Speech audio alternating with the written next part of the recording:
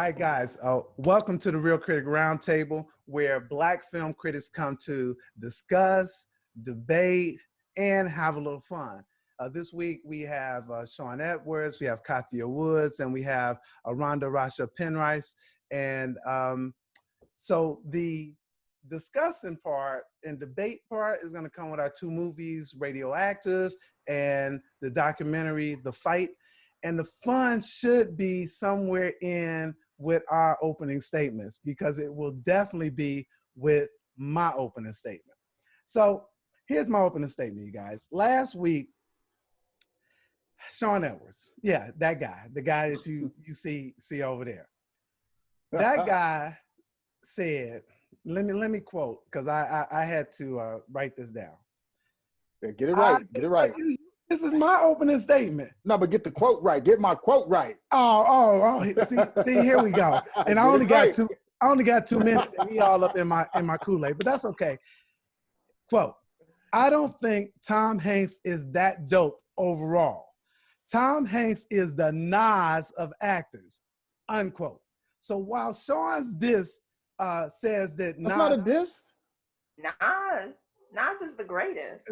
While his diss says that Nas had one masterpiece album with a couple of better than average albums, I had to go do some research, because I'm not like the expert on this, but I wasn't like feeling what he was talking about. So Billboard ranks Nas as the #5 rapper of all time, and BET ranks him as the #5 rapper of all time. And then Ranker, which looks at all the at fans and a whole lot of other things, they ranked him right outside the top 10.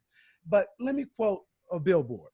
Billboard says, quote, before Nas' debut album, 1994's seminal Illmatic, early hype had critics and fans calling him the second coming of Rakim, not Jesus, but still.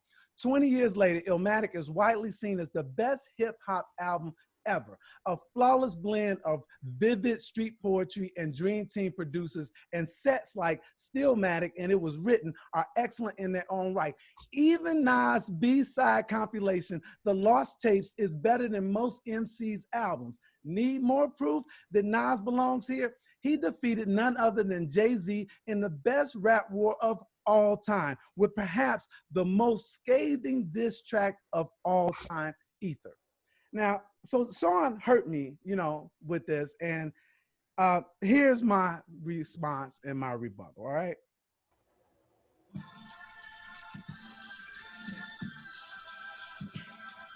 To make my point, I'll say it in prose. Nas mediocre, I'm saying no. So I take the mic just to enhance. This is my time, so this is my chance. I got the stage, so there's no rebuttal. No need for Shawn and I to cuddle. I cuddle to a sound just because.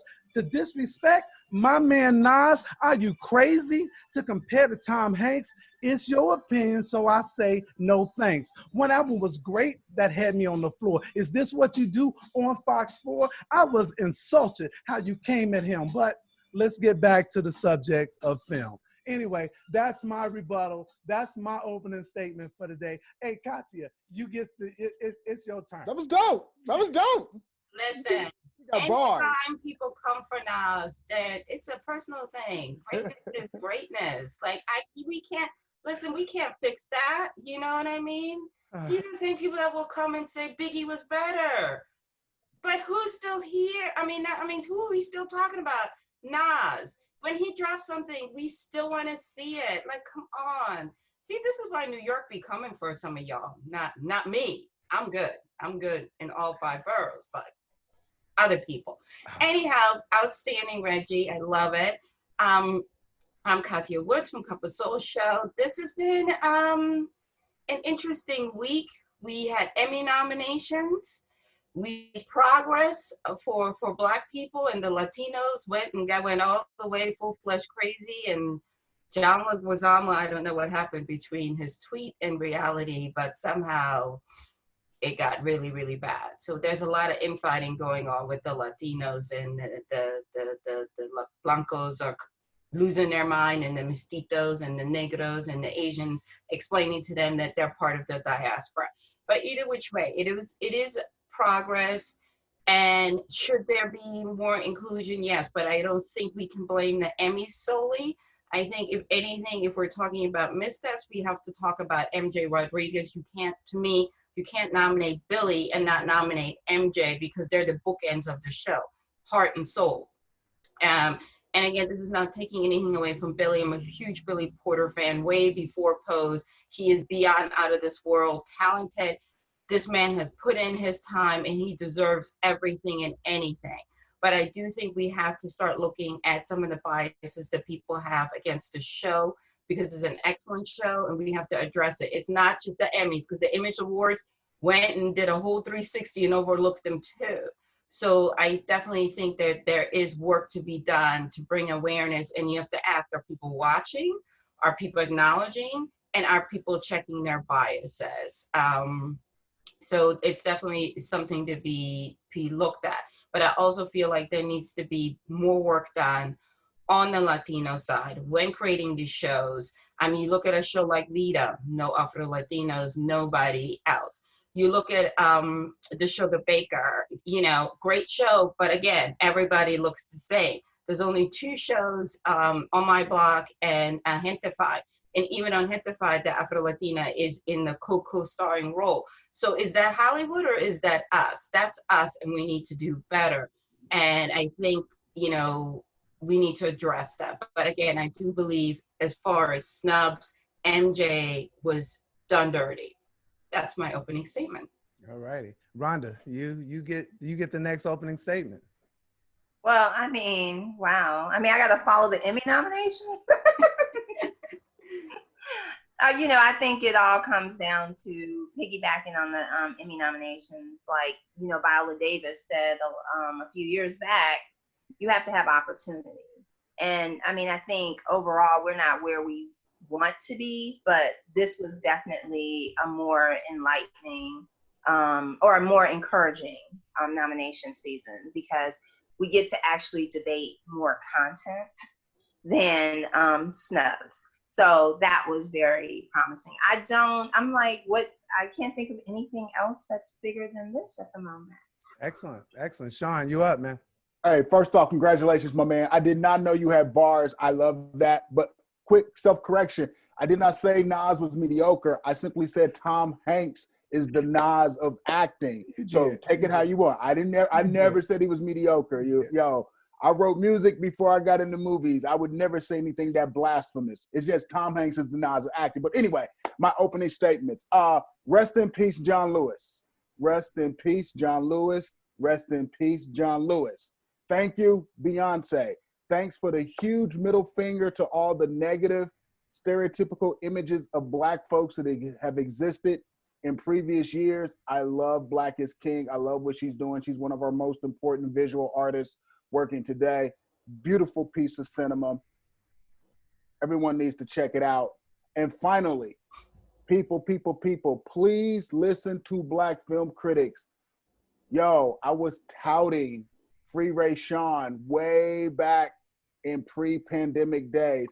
Congratulations on your 3 Emmy nominations on Quibi. I told y'all back in the day, check that out. One of the most important pieces of film out there right now. It's worth getting the Quibi app just to watch Free Ray Shawn. That's it. Well, can I piggyback, Reggie? Yeah, go ahead.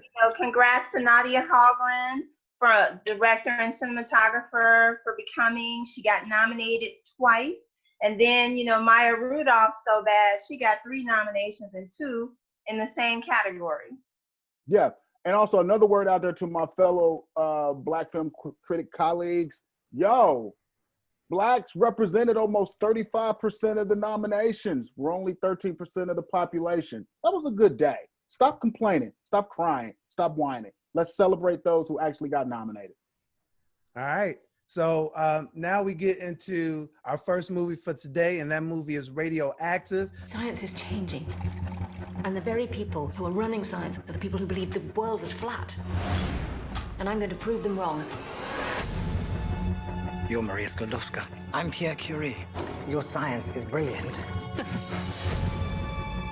You're proposing a partnership. That's exactly what I'm doing. You're just extraordinary. there is another element that's skewing the results. You think you found an undiscovered element? You have fundamentally misunderstood the atom. Our work's been nominated for the Nobel Prize for our discovery of radioactivity. And the commendation only mentions my name. Kathia, if you could introduce the film, and then we'll get into it. It's about, the film is on Amazon.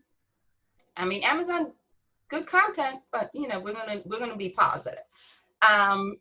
It's about Marie Curie, the chemist, and it introduces us more to a woman, not just the scientist, what motivated her, because I think we all obviously learned her contribution to science. Like, we never heard about her as a wife and as a mother. I think as a woman, you obviously understand that she had struggles trying to be in a male-dominated field and getting funding. These are all still things that we're dealing with today. But I think, you know, it just gave us more insight to the person, what motivated her. And also, I think we also look at scientists as fearless. And we saw that, you know, she did have her challenges, you know what I mean? And I think that the movie did a good job in terms of that. So what I found myself, though, I don't know, maybe just going back and forth from like, the story, just the way in which they present this story for me didn't work for me. It went so, it was kind of going everywhere to try to show me what happens with the radioactivity in 1960, and then jumping back to, you know, flashbacks of her mom. It just wasn't cohesive for me. I was happy that they did the piece, and I'm happy that I learned a little bit more about her, but I'm not necessarily happy that I saw the film. I feel you. I agree with you on like the continuity of the film was a little awkward. I thought the flashbacks worked better than flash forwards. The flash forwards were more cray than Kanye West on a rant when he's off his meds. But I like the focus of this. No, it's like, what are we doing here? Just stick to it. Sometimes a basic narrative works. Just let me learn about her. Let me learn about her personal life, her scientific explorations, and you know that's enough for me. I'm a history junkie. That's all I want to see. But those tricky devices just didn't work, and after a while they became awfully distracting. That's my only complaint. They just became distracting. It's still a good movie, but it just made it really difficult to watch and stick with it. Rhonda? Well, I have to concur that narratively wise, it was all over the place, and also I have to wonder if there had been a female screenwriter, would it be different? Because go ahead. No, go. I agree with Rhonda. I do think that, you know, there were, I mean, the parts I did like, we got to know her, the person, and what motivated her, right?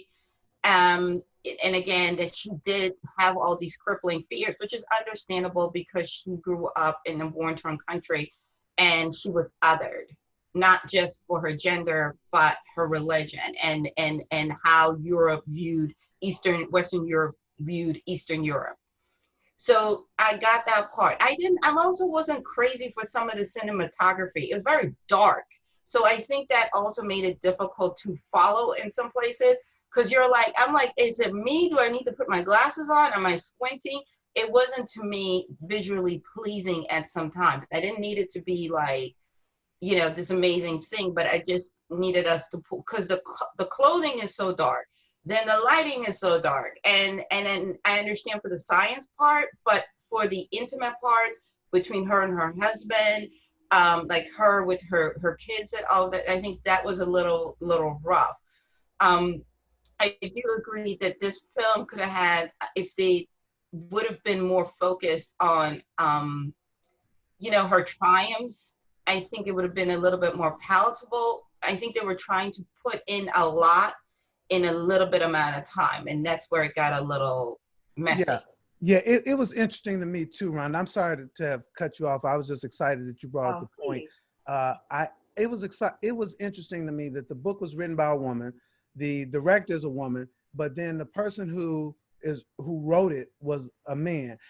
I'm not saying that the guy couldn't, but there seemed to be some kind of sensibility or angle for me that didn't work that I would have liked to have seen if that might have been different if a woman was able to take that perspective. Yeah, I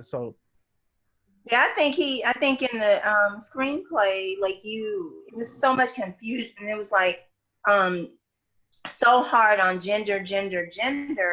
And I just don't think she would have been gendered all the time. Like, I mean, even when there were certain decisions, she would go, "Oh, you're not standing up for me because you're a woman, but I argued for you to be," like on the note. Oh, yes, you did. Like, it was just all this kind of confusion in the screenplay. But I have to say, Kathia, I really loved the look of the film. I really did. And I think that I imagine that a lot of labs are not that bright, especially, whenever you see Europe around this time, doesn't it tend to be a little dark? I don't feel it's that dark. There was a series on PBS called The London. It's around similar time. They lit that much better. Do you know what I mean? I think you can still get the essence of that time. And I agree with you. I feel like, I was watching the movie. I'm like, no, they don't want to work with you, not because you're a woman. You're just not very personable. And you know what I mean? And I felt like they needed to point that out because she was so, which can happen not all the time with people who are so analytical and very scientific and very they have the blinders on. Their personal skills are not always the best. And I think that could have been an area that could have been examined, that she wasn't always not unwelcome because of her gender, but because she wasn't personable. You could connect it like in the scene when her daughters come in and she's like, "Do you need to be fed?" You know what I mean? Like, it was just what you saw on that screen. She just was not a warm person. So, in that realm, you also have to know how to politic in order to get your funding, to get access and all of those things. And it came across, also she made personal choices that were unpalatable. So all of those things could have been examined as to why she had some struggles instead of just focusing on her gender. So I guess I do agree with Reggie. Had that been a woman writing, they would have pointed out that some of her struggles were due to how she interacted with people. And also, she came from a very high achieving family. Her sisters were highly accomplished as well. So I would imagine she felt a comfort level there. But yeah. So for me, I know, Shawn, you said you like the history thing. I wanted straightforward. I really did. I just wanted you to kind of just take me through who she was, what she did, and most people would want that. That's why very few people are going to watch this. Most people want a conventional biopic, and this is anything but. So I get that. I love the filmmaking. Like, I was trying to figure out how to pronounce her name. I didn't want to butcher it, but I want to see more films by her. How do you say Marjan? How do you say her last name? Not gonna be me. Mm-mm. Yeah. You trying to put me on the spot? You getting hate mail talking about we butchering people's names. Do that. Make Kathia do that. So the question is, for me, it's a lukewarm watch it. Ronda, you saying watch it? Oh yeah, I would definitely recommend watching it. I think the performances alone are worth watching. And like I said, I really did dig the look of the film, and I want to see more from this director. Okay, Shawn, what are you saying? Yeah, you watch it. If you're in that sort of thing, you're going to really like it. I just don't think people are going to approach it, but I definitely give it a high recommendation. Oh, okay, excellent. Kathia. Listen, it's on Amazon Prime. You're paying for all that shipping and all that craziness. Why not, why? And I think it's worth watching it, and if nothing else, as I stated here before, if nothing else, hopefully it's an opening to you wanting to know more about her. It will inspire you to read the book, to learn more about her, the scientist, because I think unless you take chemistry, you really are not introduced to her, unless you're in that world. So it's definitely worth watching. All right. Well, there we have it. So now we're going to move on to our next movie, and it is The Fight. And Shawn, can you introduce this film for us, please? Yeah, sure can. Yeah. First off, it's called The Fight. It's a documentary, and there is a lot to unpack here. Nearly 2,000 children have been separated from their families. Hey, Celia, good morning. Hundreds of parents have just lost their kids. Free our children now! My job is to make sure the horror of what's going on stays front and center. You believe in punishment punishment for abortion. There has to be some form of punishment. You can't be serious. The government can't ban people from accessing abortion. This is the president's declaration of like open season on trans people. Transgenderism is a mental dysfunction. They want to erase trans people from public life. 6 states would lose a seat in Congress. It's all based on the census. Kind of difficult to imagine higher stakes. This basically plays like a real live version of Schoolhouse Rock. If you're old enough to remember those cartoons, it came on Saturday mornings. It introduced us to American history, how the U.S. government works, yada, yada, yada. Then you know what I'm talking about. It's basically about the American Civil Liberties Union, and they deal with 4 huge cases that have happened during the Trump administration. There's the separation of immigrants from their children. There's an abortion rights of an undocumented teenager. There's the question of whether or not the status of one's citizenship should be included on the census. And finally, there's a ban on transgender people participating in the military. Now, the documentary doesn't focus per se on the cases, but it actually focuses on the ACLU lawyers who basically walk us through how they prepared for a case. It's very interesting. I would almost say it's timely, but because things happen at such lightning speed in our 24-hour news cycle, this documentary, unfortunately, is almost retro because so many other things have happened since these cases happened. But this is one of the few movies that I pray people will watch.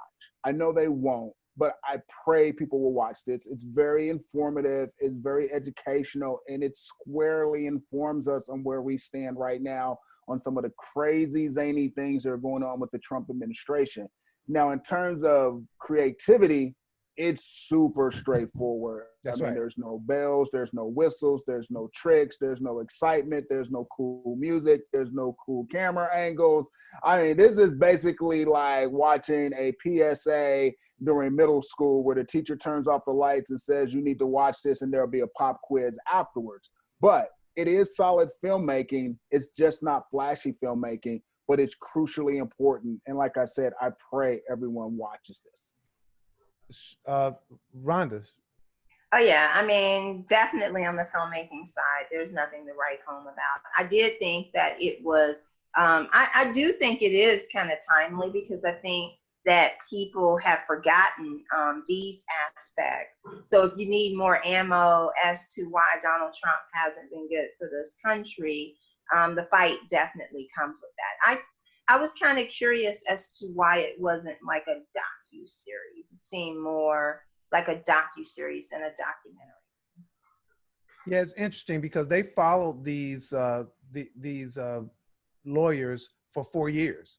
They had unprecedented access to do that for 4 years. So it could have probably made into a series. I liked a couple of things about this. One of the things that I like is that it showed these ordinary people doing these extraordinary type stuff. I mean, Kathia, you were talking about how in Radioactive, you get to see Madame Curie as a mom.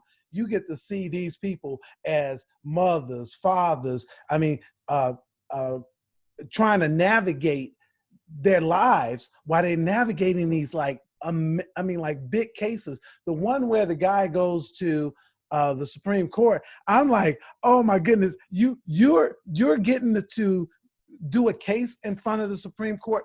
And then the other thing that I liked is that I like how they showed what happened in Charlottesville and their involvement in that, because I think that really set the stage for showing what the ACLU does and why they do it.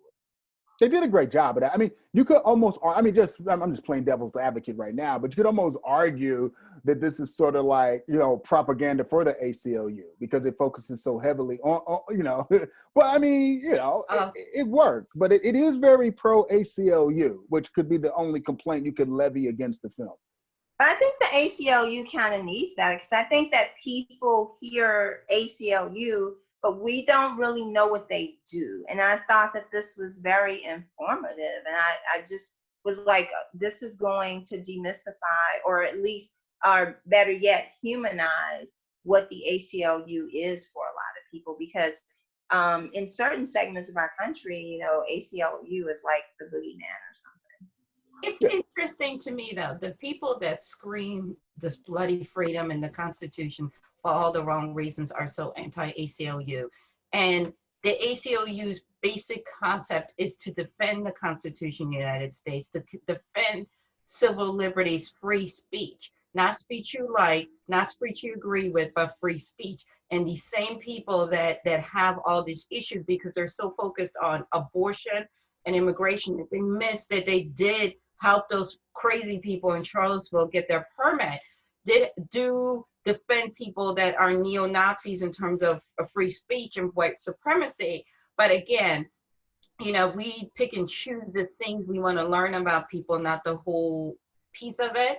I agree with Ronda. I think it's super important that this film is made. I think it's super timely because we are at the crossroads of civil liberties and wanting to pretty much ignore or rewrite the Constitution of the United States, as we saw from Orange Fiasco yesterday as he was tweeting. So I think it's timely and they're so important. You know, I can't even believe that in 2020, our reproductive rights are still being challenged as women, you know, what we can do with our bodies, but here we are. And I definitely love the part where, you know, where the young man was arguing in front of the Supreme Court, because again, that is in the Constitution that you shall count everyone in the census. And I think it's amazing to see. And it also goes to show you how important lawyers are. Lawyers get a really bad rap. We like to focus on the ones that defend criminals, but we don't focus enough on the ones that are doing the good work, whether it's in the public defender's office, whether it's in this. They don't get paid a lot of money. These people are far from rich. And you have to really love the law and you have to believe in what you're doing. And I think I also I agree with Reggie. I loved how you have that conflict. On the one hand, you are so for free speech and defending people's right and for the Constitution, but it sometimes it does conflict with your beliefs where the people are like, I don't like this. I don't agree with this. I'm highly disturbed that we facilitated these folks to do this type of damage and that someone ended up dead. But we can't pick and choose who gets to say things, because the moment we do, we no longer are democracy. It does go to show you that people are like, you know what, they're not always gun-ho. And I also loved the different ages of the lawyers. I love that they showed you someone who was more seasoned, horrible with technology, but he's a hell of a lawyer and really passionate. I also love that, you know, even though she's fighting for reproductive rights and she's fighting on abortion rights, that she's a mom. That doesn't necessarily mean that that's something. And I always try to say that as a woman, pro-choice doesn't mean that you're pro-abortion. For me, it means you as a woman get to decide what is the best decision for you. It may not be what I would do, but I don't think I have the right to tell you what to do. And I think she's a good example of that. And again, I really do hope that people watch it. It's super important. It's another reason to remind you, if you're on the fence, of why you should vote.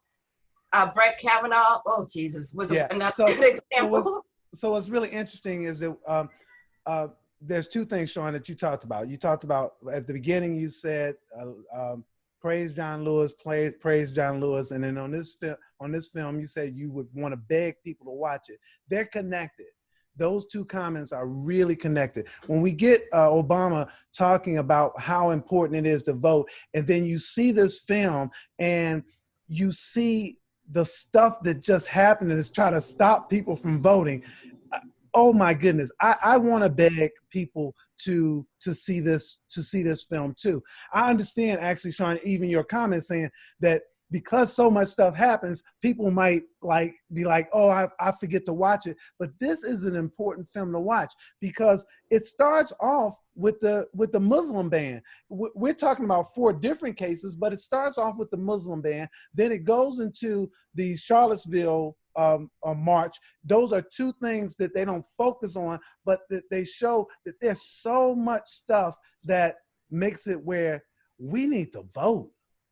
Yeah, and that's why I made the comment. I mean, technically, yes, the documentary is timely, but because so much stuff has happened since then, it's not timely. You know, that's where we're at right now. You know, so you could make probably 3 more of these.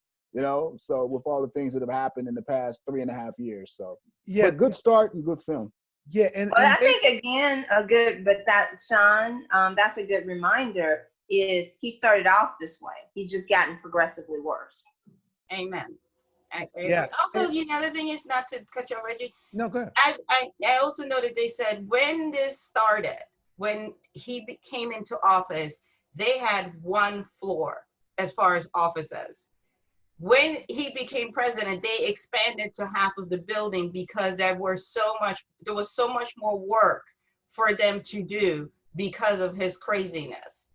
Think about that. You know, you had 1 floor, y'all were rocking and rolling, and then this man becomes president, and it's like they almost got to take over half the building because they're constantly in court fighting left and right his lunacy. We can't hear you, babe. You're on mute. You're still on mute, babe. There we go. Reggie, you on mute, friend. So I was on mute because y'all don't need to hear me anyway. Y'all were saying the good stuff. So this seems like a watch it from all of us, and hopefully people will watch this film. I think that's important. I did catch that Kerry Washington talking about why she produced it and why it was important to her. And so she's an activist in her own right and doing some things. So I'm really happy that she did produce this. We just have to send Kerry Washington to producer camp, because if she was truly behind the film, she really should have made herself accessible to the media and talked about this, because it would have definitely gotten some coverage. You know, that's a little off topic, but you know, I'd much rather talk to Kerry Washington about why she produced this than talk to nevertheless. That's not fair. She's a mom too. She's got kids. No, that's fair. No. That's 100%. That's 100% fair, especially in the age of Zoom. Doesn't take long. If you're gonna but I'm saying I would want to listen to the. I would want her to be paired with some of the attorneys. I mean, she was on Good Morning America. Yes, that's what I said. But I would have liked to see her make herself accessible to a lot more than just Good Morning America. Yeah. And I agree. We call out a lot of other people, so she deserves to be called out. Okay. Make yourself accessible. Make yourself accessible. I would love to have had a discussion with her about the film as well. So so I think that the comment is fair. Is that if more of the media were able to have that discussion with her, more people will watch. More people would watch it, and more people would know about it. Absolutely, and you know for sure if she came on our show right now and we had her and we were discussing with her, more people will watch the show. So yes. I do think that that's a fair comment. So moving on to our next thing, our issue of the day is to talk about Black is King. Now, who saw it? Anybody? Oh, of course. So I have not seen it yet. They sent me the yes, me too. At 2:00 in the morning, right? I was asleep. So I was going to introduce this, but since Shawn saw it and he actually started talking about it earlier, yes. Shawn, introduce this one for us, please, if you will. No, it's basically, I like what Beyonce's doing. I mean, I love what she did with Lemonade. I love what's inside her head. I actually think a lot of it comes from her interactions with her sister Solange, because Solange was doing this sort of thing way before Beyonce. And I think she's benefited from having Solange be her sister, and she's taken that and run with it. I just love the way she promotes, you know, the images of Black people and combining them with her music and putting it all together, and with sort of like an experiment. Because it's not a traditional type of film. It's not your typical narrative. There's not a beginning. There's not a middle. There's an end. But it's basically like a visual celebration of the culture. It's almost the equivalent of it's like the visual version of Miles Davis' Bitches Brew. Like it's very abstract. At times it does get a little preachy. It's a little weird. It's a lot of fun. It's exciting. It makes you prideful.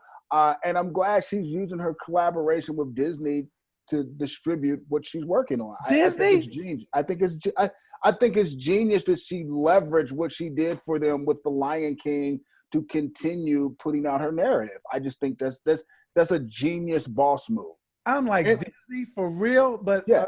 But she also gets, but I think she also gets the same nod that we just criticized Kerry Washington for.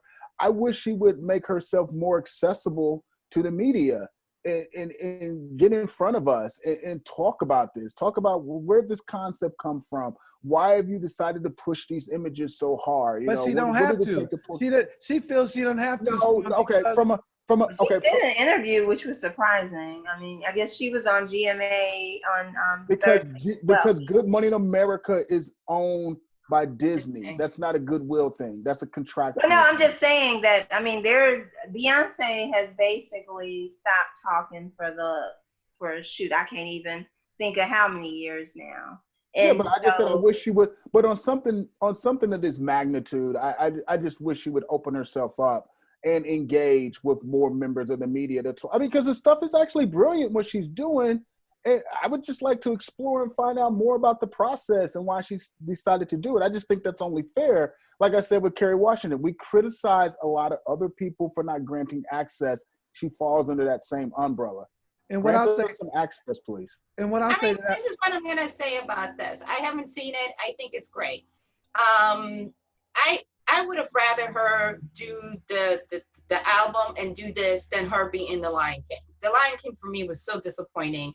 I'm a huge Lion King fan. I've seen the Broadway show 10 times. There was so much opportunity to incorporate all the things that took the original movie and were incorporated into the Broadway show, and that brought the experience. The movie was so joyless, and the Broadway show, you walk out of there feeling very prideful as a Black person and very engaging, and you're like, oh my God, look at us, look at what we did.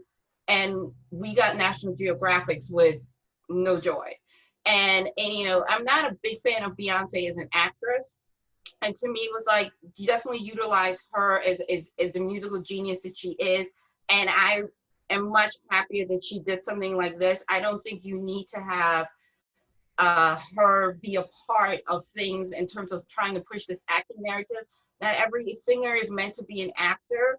And in my opinion, we have yet to see that stretch of her. I do agree with Shawn that you can't scream Black pride and then not want to interact with Black media in order to push this narrative, in order to elevate that. If this is for us, then talk to us about it. I want to talk to you. She had bad moments and she's been upset with people talking about her personal life, but that's part of the business. That's not us. We don't do gossip. We're not, you know, that ain't us. You know, we're not Jasmine Guy. This could be a deep conversation. I mean, this really good for Black people to talk to a Black person about why you are coming so hard about pro-Black and the stuff, right? The images and the stuff that you're showing. I want to talk to you. That would be and it could be an in-depth conversation that could really inspire and move people in a different way beyond just the stuff that she's doing. It could be a very important conversation, a much needed conversation, even on both sides, just on her vision and the tech side, because who's all involved?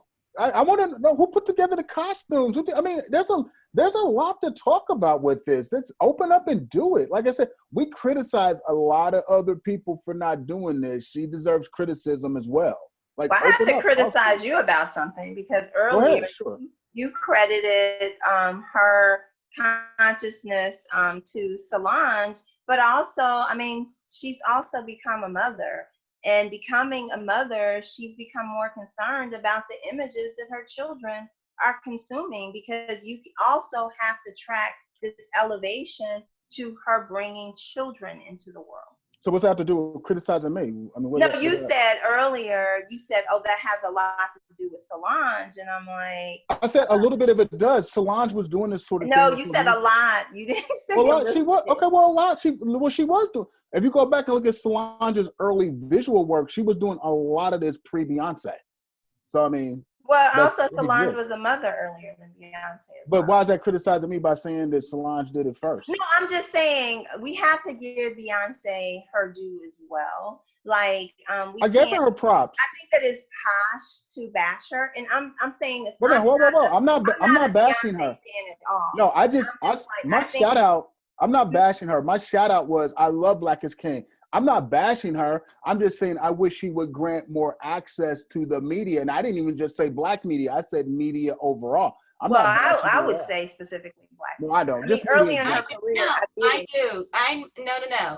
This is a Black thing for Black people specifically, about Black people. White people, no disrespect, are going to look at this and they're going to miss 1,000,001 things because it's not about them. Well, that's an assumption. You can't assume that. You can't assume. No. You can't assume that. I'm Black. This is my I wrote on Homecoming. You're going to have a white person tell me about my experience, my connection to the continent in a more detailed way than me. You can't assume that they're going to just miss. No, I do all the time, Shawn. I wrote for NBC Think on her Coachella performances and on her Netflix Homecoming. I had so many white trolls, white men, who were accusing me of promoting racism and so forth. But that's a different issue.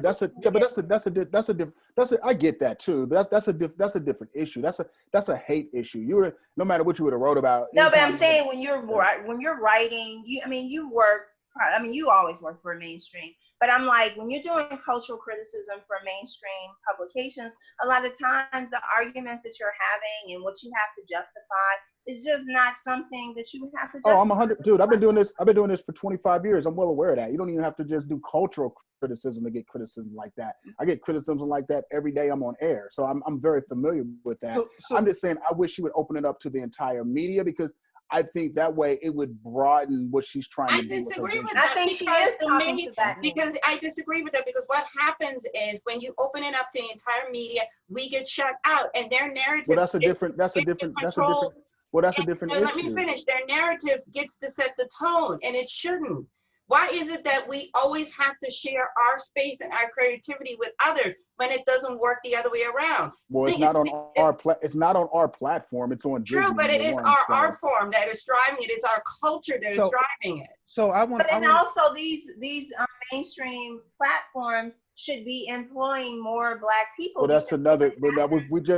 We're bringing up 4 or 5. But to be fair, we're bringing up 4 or 5 different issues, and I agree with all those issues. But we're bringing up different issues. I just made a general in terms of keeping this moving and flowing. I just made a general statement. But yeah, all these issues can be addressed separately as individual shows, because they all have challenges and are all problematic. So I get that. And I want to jump in for a sec though, because Shawn, what I do think, or at least where I agree with Kathia about the missing some stuff, it's really interesting. My 2 daughters are very, very creative, and when one of them is in dance, and she's really steeped in that whole dance culture. Yeah.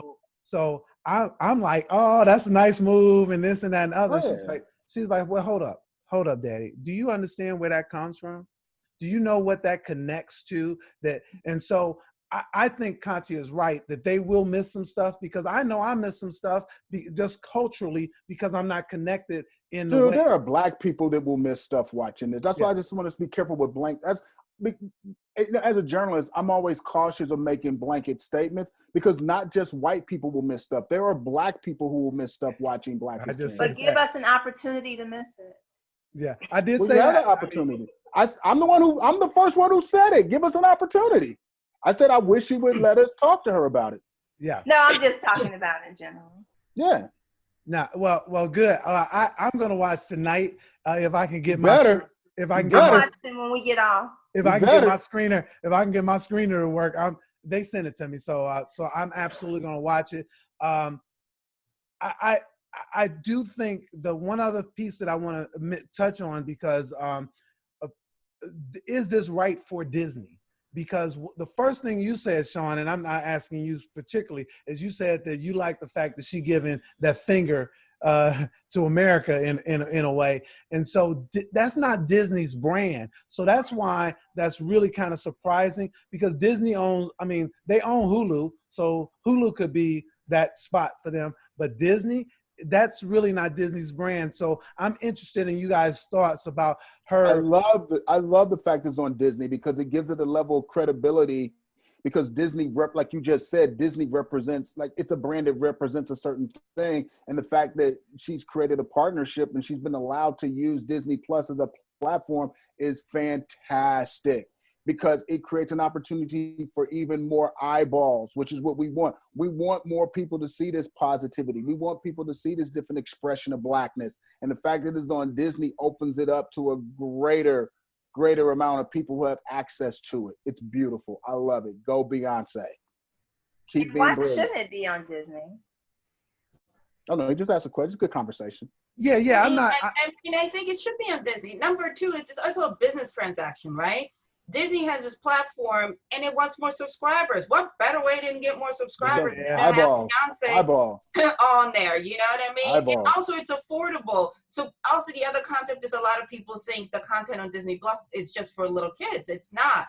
So here's another way to say for all the people that have been on the fence about paying the $6.99, $7.41 with tax, go ahead. This is another reason. This is what we're going to do with this app, not just bring you to, we're going to collaborate with people like Beyonce and so forth and so forth. It's a business transaction that also helps the culture and pushes things forward. I don't think with Hulu it would have had that same effect. Again, I think Hulu I think it's great, but we don't gravitate for it. We do, because this is what we do. We don't gravitate to Hulu as much as we should for original content. Whereas with Disney, and it's like Shawn said, you have a built-in machine with Good Morning America, and the list goes on and on, that it's going to go into middle America. They were advertising. They were advertising Black is King on ESPN. Because it's affiliated with Disney. If it's not affiliated with Disney, those commercials aren't running on ESPN during basketball. Yeah, come on. And also, it's great. Go ahead, Ronda. And also, let's be real. A lot of times when people start new content ventures, I mean, what they do is reach for Black content and other content, because these are underserved audiences still. And we gravitate towards that. So, I mean, Disney Plus is not doing something that's out of the norm for their business. The question is, when they get firmly established, will they stay with us? Wow. No, that is a good question. Well, hey guys, I guess Black is king. Oh, right. Black is king. Every day. Every day. All right, we're gonna move into our closing statements. I'm gonna ask Shawn to go first for closing statement. I just want to say, man, you blew me away today. I did not know you had bars. And to conclude my final thought, I will say this: Jamie Foxx is the Jay-Z of acting. Yeah. Drop me some bars next week on that one. I ain't got nothing. Son! I got nothing for you. I have nothing for you. Jamie Foxx is the Jay-Z of acting. Let's go. Let's go. Let's go. Ronda, you're up. You sent me so many text messages about different stuff you want to talk about. Let's go, baby. Get it in here. Oh yes. Oh, I saw this. Have you guys heard of Stan, the gesture that shook the world, about John Carlos and Tommy Smith at the 1968 Olympic? It's a great documentary, lots of great history. So that is coming August 4th. And I must say, to piggyback on what Shawn started out with about Congressman John Lewis, I am so pleased with the media coverage, and that this man who was so kind, and in Atlanta, we saw him often, got the recognition that he deserves. And there's even another tribute for him on CBS on Tuesday. So I'm excited about that. Oh, and also watch No Limit Chronicles. All right. No, that's real. No, that No Limit Chronicles is dope, man. I got an advanced copy of it. That's real Black history. Yes. We got 2 minutes to talk about that. So please, I haven't seen it. So both of you, go ahead. I haven't seen it either. There's been so much going on. And I want to know, Ronda, did you go see Barack? Because you were talking about it on Twitter. Did you? Oh no! I mean, I live a 25-minute walk away. But you're all pleased, getting down well. Secret Service was giving the elbow. And I think you went through the back door. So I was wondering. I said, did Ronda make years past? I'm sorry to cut you off. If it wasn't COVID, I would be there. But now with COVID, I'm not quite. Nah, I'm with you right there. Stay in the house. Yeah. My thing is, there's two things. There's a documentary I saw at AFI Docs, which is one of my favorite festivals to attend, and we had to do it online this year, as We Are the Monarchs, which is on PBS. A beautiful documentary to show uplifting, especially if you have a daughter or a young daughter, I suggest you watch it with her, uplifting young Black and brown girls. And they created an alternative to the Girl Scouts, and it talks about their journey and the sacrifices these two women made to bring authenticity to these young girls, and to just what happens when we invest in our girls and we invest in our community. We always talk about places like Oakland with crime and all this thing, but here you have these amazing two women that gave something to these young girls. So it's on PBS, and I hit play on that. And also on PBS. Hold on. What's the name of that again? We Are the Monarchs.